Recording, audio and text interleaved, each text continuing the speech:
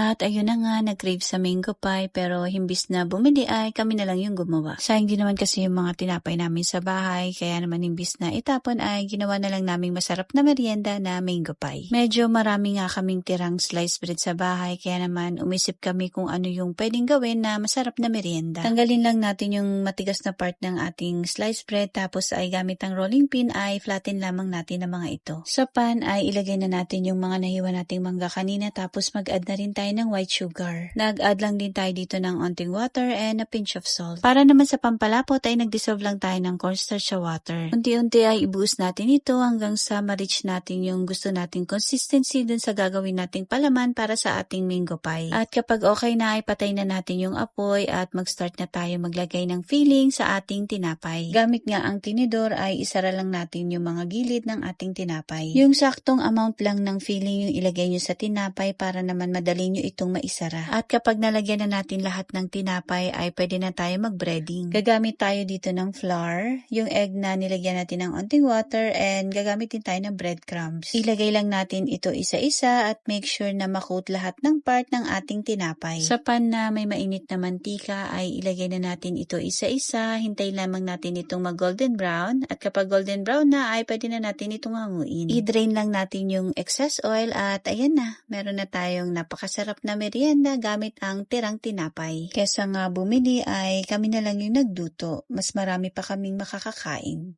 Teka, magkano na pala ito sa labas pag binili mo?